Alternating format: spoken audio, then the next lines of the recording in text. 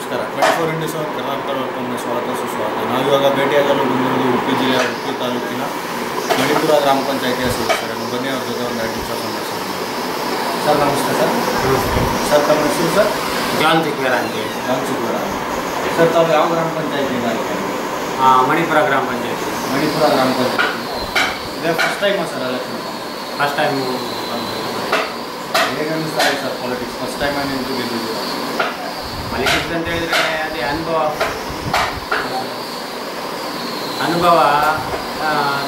ಮೊದಲ ಅನುಭವ ಅಲ್ವಾ, ಪರವಾಗಿಲ್ಲ, ಒಳ್ಳೆ ಆಗ್ತದೆ. ರಾಜಕೀಯದಲ್ಲಿ ನಾವು ಸೋಷಿಯಲ್ ವರ್ಕ್ ಮಾಡಲಿಕ್ಕೆ ಅದೊಂದು ಬೇಸ್ ಆಗಿರ್ತಾರೆ.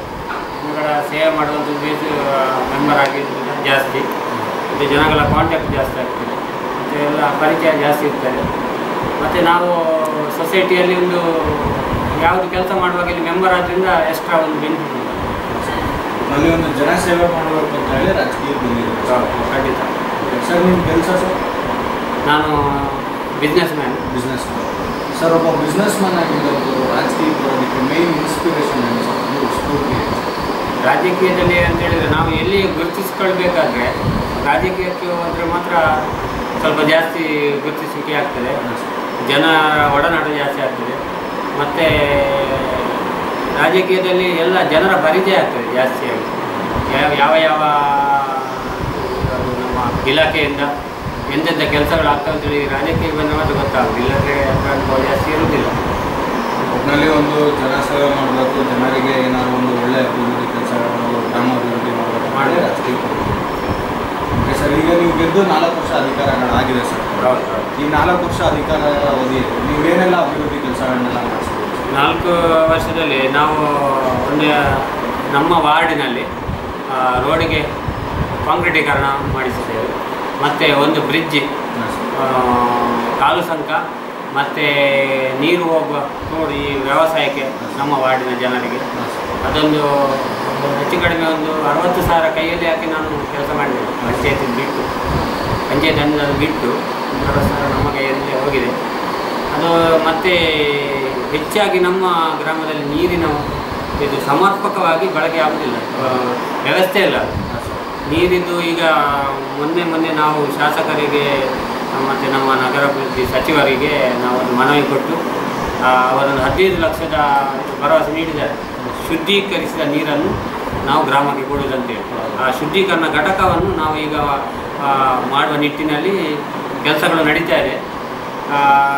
ಜಾಗದ ಸರ್ವೆ ಆಗಿದೆ, ಮತ್ತು ಓವರ್ ಟ್ಯಾಂಕ್ ಇದೆಲ್ಲ ಕೆಲಸ ಈಗ ಸದ್ಯಕ್ಕೆ ನಡೀಲಿಕ್ಕಿದೆ. ನಮ್ಮಲ್ಲಿ ಇಷ್ಟೆಲ್ಲ ಅಭಿವೃದ್ಧಿ ಕೆಲಸಗಳನ್ನೆಲ್ಲ ಮಾಡಿಸಿದ್ದೀವಿ. ಇನ್ನು ಮುಂದೆ ಅಧಿಕಾರ ಅವಧಿಗಳಲ್ಲಿ ಏನೆಲ್ಲ ಬದಲಾವಣೆಗಳು ಮಾಡಬೇಕು ಗ್ರಾಮದಲ್ಲಿ ಅಂತ ಯೋಜನೆಗಳನ್ನು ನಮ್ಮದು ಫಸ್ಟ್ ಪ್ರಿಫರೆನ್ಸ್ ಈ ನೀರಿನ ಸಮಸ್ಯೆ ನೀಗಿದ ಮೇಲೆ ಎಲ್ಲ ಈ ರಸ್ತೆ ವ್ಯವಸ್ಥೆಗಳು ಎಲ್ಲ ಕನೆಕ್ಟಿವಿಟಿ, ಅಂದರೆ ಆ ಗ್ರಾಮದ ಜನರಿಗೆ ಹೋಗಿ ಬರಲಿಕ್ಕೆ ಪ್ರತಿಯೊಂದು ಕ್ಷೇತ್ರದಲ್ಲಿ ರಸ್ತೆಗಳು ಸರಿಗಟ್ಟಿಲ್ಲ.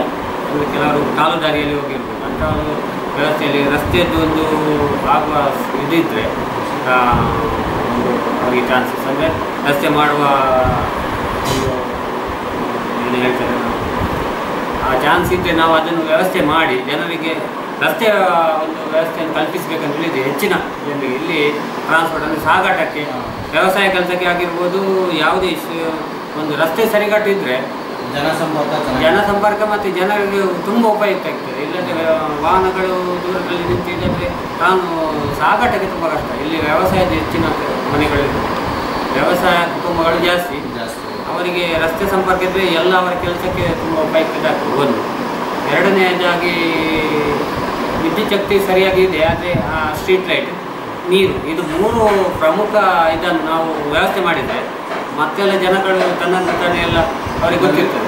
ಈ 3 ವ್ಯವಸ್ಥೆ ನಾವು ಪಂಚಾಯತಿಂದೇ ಮಾಡಬೇಕಾಗುತ್ತೆ, ಒಬ್ಬೊಬ್ಬರಿಗೆ ಮಾಡುವಂಥ ಆಗುದಿಲ್ಲ. ರಸ್ತೆ, ನೀರು, ಇದು ಜಾರಿ ದೀಪ, ಅದರಲ್ಲಿ ಒಂದು ಮೂಲಭೂತ ಸೌಕರ್ಯಗಳನ್ನ ಹೌದು. Okay sir. ಸರ್ ನಿಮ್ಮ ಸಹ ಸದಸ್ಯರಿಗೆ ಅಂದರೆ ಬೇರೆ ಸದಸ್ಯರಿಗೆಲ್ಲ ಏನೊಂದು ಒಳ್ಳೆ ಮಾತನ್ನ ಹೇಳೋದು ಇಷ್ಟಪಡ್ತೀವಿ? ನಮ್ಮ ಇಲ್ಲಿ ಹೆಚ್ಚಾಗಿ ನಾವು ಒಟ್ಟಾಗಿ ಯಾವುದೇ ಒಂದು ಪ್ರಾಜೆಕ್ಟ್ ಅಂದರೆ ಒಂದು ಕೆಲಸವನ್ನು ನಾವು ಕೈಗೆತ್ತಿಕೊಂಡ್ರೆ ಅದು ಎಲ್ಲರೂ ಸಾರ್ವಜನಿಕರಿಗೆ ಉಪಯುಕ್ತ ಆಗುವುದಾದರೆ ನಾವು ಒಮ್ಮತದಿಂದ ಒಂದು ಕೆಲಸ ಮಾಡಿದರೆ ಮಾತ್ರ ನಾವು ಪಂಚಾಯತ್, ಗ್ರಾಮ ಪಂಚಾಯತ್ ಮಟ್ಟದಲ್ಲಿ ಅಭಿವೃದ್ಧಿ ಮಾಡಲಿಕ್ಕೆ ಸಾಧ್ಯ ಆಗುತ್ತೆ. ಇಲ್ಲವಾದರೆ ನಾವು ಈ ರಾಜಕೀಯವನ್ನು ಆದರೆ ಗ್ರಾಮ ಪಂಚಾಯತಿಗೆ ಹೇಳಿಕೊಂಡು ಬರಬಾರ್ದು. ನಾವು ಮೆಂಬರ್ ಆಗಿ ಒಮ್ಮೆ ಇಲೆಕ್ಟ್ ಆದಮೇಲೆ ನಮ್ಮ ರಾಜಕೀಯವನ್ನು ದೂರ ಇಡಬೇಕು. ಗ್ರಾಮದ ಜನತೆಗೆ ನಾವು ಕೆಲಸ ಅವರಿಗೆ ಉಪಯೋಗ ಆಗುವ ಹಾಗೆ ನಾವು ಕೆಲಸ ಮಾಡಿದರೆ ಮಾತ್ರ ಮೆಂಬರ್ ಆಗಿ ಒಂದು ಗ್ರಾಮ ಸದಸ್ಯನಾಗಿ ಒಂದು ನಾವು ಏನಾದರೂ ಒಂದು ಸಮಾಜಕ್ಕೆ ಮಾಡ್ಬೋದು. ಇಲ್ಲವಾದರೆ ಇಲ್ಲಿ ಆಗೋದು ಹೆಚ್ಚಿನ ಕೆಲಸ ಅವರು ಆ ಪಾರ್ಟಿ ಈ ಪಾರ್ಟಿ ಅಂತೇಳಿ ಕೆಲಸ ಆಗೋದಿಲ್ಲ. ಎಲ್ಲರೂ ಒಂದು ಒಗ್ಗಟ್ಟಿನಿಂದ ಕೆಲಸ ಮಾಡೋಣ, ಒಗ್ಗಟ್ಟಿನಿಂದ ಕೆಲಸ ಮಾಡಿ ನಾವು ಗ್ರಾಮ ಪಂಚಾಯತ್ ಲೆವೆಲಲ್ಲಿ ಎಂಥ ಕೆಲಸ ಮಾಡ್ಬೋದು. ಈಗ ಒಳ್ಳೊಳ್ಳೆ ಕೆಲಸ ಈಗ ಇದು ಉದ್ಯೋಗ ಖಾತ್ರಿ ಇದರಲ್ಲಿ ತುಂಬ ಬೆನಿಫಿಟ್ ತಗೊಳ್ಬೋದು ನಾವು ಹಳ್ಳಿಯಲ್ಲಿ. ಯಾಕೆಂತ ಹೇಳಿದರೆ ಅದಕ್ಕೆ ತುಂಬ ಒತ್ತು ಕೊಟ್ಟಿದೆ ಸರ್ಕಾರ. ಅದು ಬೇಕಾದಷ್ಟು ಹಣ ಬರ್ತಾ ಇದೆ. ಕೆಲಸ ಮಾಡುವ ಆಳುಗಳು ಅಂದರೆ ಇದಕ್ಕೆ ಇಲ್ಲಿ 143 ಮಾಡಿದ್ದಾರೆ. ನಮಗೆ ಇಲ್ಲಿ ಕೂಲಿ ಹೊರಗೆಯಿಂದ 400 ರೂಪಾಯಿ ಕೂಲಿ ಇದೆ. ಅದೇ ಜನಗಳು ಬರ್ತಾ ಇಲ್ಲ. ಆದರೂ ನಮ್ಮದು ಈ ವ್ಯವಸಾಯ ಕ್ಷೇತ್ರಕ್ಕೆ ಇದು ಆಗ್ತದೆ. ನಮ್ಮದೇ ಇದು ಮಾಡಲಿಕ್ಕೆ ಆಗ್ತದೆ ಕೆಲಸ. ಈ ಉದ್ಯೋಗ ಖಾತ್ರಿ ವರ್ಷಕ್ಕೆ ಒಂದು 100 ಜನರಿಗೆ ಒಂದು ಮನೆಯಲ್ಲಿ 100 ದಿನದ ಕೆಲಸ, ಅದೊಂದು ವ್ಯವಸ್ಥೆ ಉಪಯುಕ್ತ ಅಂತೇಳಿ ನನ್ನ ಅಭಿಪ್ರಾಯ. ಸರ್, ಇನ್ನು ಮುಂದೆ ಏನೆಲ್ಲ ಬದಲಾವಣೆಗಳು ಮಾಡಬೇಕು, ಇಷ್ಟೆಲ್ಲ ಬದಲಾವಣೆಗಳು ಮಾಡಬೇಕು ಅಂತ ಯೋಜನೆಗಳನ್ನ ಇಟ್ಕೊಂಡಿದ್ದಾರೆ ಸರ್. ರಾಜಕೀಯಕ್ಕೆ ಬರೋದಕ್ಕೆ ತಮಗೆ ಗುರುಗಳು ಅಥವಾ ಬೆನ್ನೆಲುಬು ಅಂತ? ರಾಜಕೀಯ ಅಂತ ಹೇಳಿದ್ರೆ ನಾವು ಗುರುಗಳೇ ಅಂತೇಳಿ ಇಲ್ಲ. ಆದರೂ ನಾವೊಂದು 25-30 ವರ್ಷ ಏಜ್ ಬಂದ ಕೂಡಲೇ ಒಂದು ಈ ರಾಜಕೀಯದಲ್ಲಿ ಇಂಟರ್ಫಿಯರ್ ಆಗಿದ್ದೆ ನಾನು. ಈಗ ನಾನು ಹತ್ತಿರ 20-25 ವರ್ಷದ ಅನುಭವ.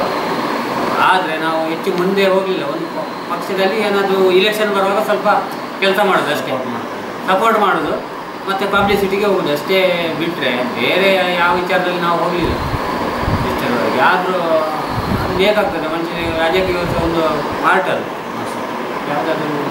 ಸರ್, ನಿಮಗೆ ಈ ಒಂದು ಸ್ಥಾನಕ್ಕೆ ನೀವು ಕೊಡಬೇಕು ಅಂದರೆ ಓಟ್ ಹಾಕಿ ಗೆಲ್ಲಿಸಿರೋಂಥ ಮತದಾರರು ಈ ಒಂದು ಸಂದರ್ಭದಲ್ಲಿ ನಿಮ್ಮ ಜನರಿಗೆಲ್ಲ ಏನು ಹೇಳುತ್ತೆ? ನಾವು ಹೆಚ್ಚಿನ ನಮ್ಮ ಕ್ಷೇತ್ರದಲ್ಲಿ ಈಗ ವಾರ್ಡ್, ಆ್ಯಕ್ಚುಲಿ ನಮ್ಮ ವಾರ್ಡಿಂದ ನಾವು ತುಂಬ ಕೆಲಸಗಳನ್ನು ಜನಸೇವೆ ಆಗುವಂಥ ಕೆಲಸಗಳನ್ನು ಮಾಡಿದ್ದೇವೆ. ಅದರಿಂದ ನಮಗೆ ತೃಪ್ತಿ ಇದೆ. ಆ ಬಗ್ಗೆ ಚಿಂತನೆಗಳನ್ನು ಮಾಡ್ತಾ ಇರ್ತೇವೆ. ಅದು ಕೆಲಸ ಎಲ್ಲ ಆಗೋದಿಲ್ಲ. ಯಾಕಂತ ಹೇಳಿದರೆ ಈ ಆರ್ಥಿಕವಾಗಿ ಸಹಾಯ ಸರಿಯಾಗಿ ಸಿಗುವುದಿಲ್ಲ. ಆದರೆ ಅದು ಕೆಲವು ಸಿಸ್ಟಮ್ಯಾಟಿಕಲಿ ಹೋಗಬೇಕಾಗ್ತದೆ. ಸರ್ಕಾರದ ಹಣ ಬಂದರೂ ಅದು ಸಿಸ್ಟಮ್ಯಾಟಿಕಲಿ ಯೂಸ್ ಮಾಡೋಕ್ಕೆ ಕೆಲವು ತಾಂತ್ರಿಕವಾದ ನಮಗೆ ಸಮಸ್ಯೆ ಬರ್ತದೆ. ಯಾಕಂದರೆ ಅದನ್ನು ಇದು ಉಪಯೋಗ ಸರಿಯಾಗಿ ಮಾಡಿ ಆ ಕೆಲಸ ಆಗದೆ ಕೆಲಸ ಹೋಗೋದು ಉಂಟು. ಅದೇ ಈಗ ರೀಸೆಂಟ್ಲಿ 1 ವರ್ಷದಿಂದ ಅಂತ ನಾವು ಸ್ವಲ್ಪ ಕರೆಕ್ಟ್ ಮಾಹಿತಿ ಪಡ್ಕೊಂಡು ಯಾವ ವಿಧದಲ್ಲಿ ಹೋದರೆ ಅದನ್ನು ಸರಿಯಾಗಿ ಸಮರ್ಪಕವಾಗಿ ಬಳಕೆ ಮಾಡ್ಬೋದು ಅಂತೇಳಿ ನಾವು ಜನಗಳಿಗೆ ಹೇಳಿ ತಿಳಿಸಿ, ಮತ್ತು ಯಾವುದು ಸ್ಕೀಮ್ ಬಂದರೆ ಅದರ ಯಾರಿಗೆ ಅದರ ಉಪಯುಕ್ತತೆ ಉಂಟು ಅವರಿಗೆ ನಾವು ಕನ್ವಿನ್ಸ್ ಮಾಡ್ತೇವೆ. ನಿಮಗೆ ನೋಡಿ, ಇದು ಮನೆ ಕಟ್ಟಲಿಕ್ಕೆ ಈ ಇಂದಿರಾ ಆವಾಸ ಯೋಜನೆ ಬೇರೆ ಸ್ಕೀಮಲ್ಲಿ ಎಲ್ಲ ಹಣ ಬರ್ತಾ ಇರ್ತದೆ. ಕೆಲವರಿಗೆ ಅದು ಗೊತ್ತಿರುವುದಿಲ್ಲ. ಅಂತ ಐಡೆಂಟಿಫೈ ಮಾಡಿ ಅವರಿಗೆ ಹೋಗಿ ತಲುಪಿಸ್ತಾರೆ. ಹೌದು, ಅವ್ರಿಗೆ ಹೇಳ್ತೇವೆ ನಿಮಗೆ ಇದರಲ್ಲಿ ಬೆನಿಫಿಟ್ ಸಿಗ್ತದೆ, ನೀವು ಇದನ್ನು ತಗೊಳ್ಳಿ. ಅದಕ್ಕೆ ಹೋಗುವ ವೇಯನ್ನು ನಾವು ಹೇಳ್ತೇವೆ. ಅದೇ ರೀತಿ ಬೇರೆ ಬೇರೆ ಸ್ಕೀಮಿನ ಅದು ಸಹ ನಾವು ನಮ್ಮ ಕೆಲಸ ಪಂಚಾಯತ್ ಒಳ್ಳೆ ರೀತಿಯಾದಂಥ ಸಹಕಾರಗಳನ್ನು ಕೊಡ್ತಾ ಇದ್ದಾರೆ ಸರ್. ಖಂಡಿತ. ಮತ್ತು ಜನಗಳಿಗೂ ಸಹ ನಮ್ಮ ಮೇಲೆ ವಿಶ್ವಾಸ ಇದೆ. ಯಾವುದು ಓಕೆ ಸರ್, ಇನ್ನು ಮುಂದೆ ಇದೇ ರೀತಿಯಾದಂಥ ಅಭಿವೃದ್ಧಿ ಕೆಲಸ ನಿಮ್ಮ ಕಡೆಯಿಂದ ಆಗ್ತಾ ಇರಲಿ ಅಂತ ಹೇಳ್ತಾ ಇಷ್ಟೊತ್ತು ನಮ್ಮ ಜೊತೆ ಮಾತಾಡಲಿ.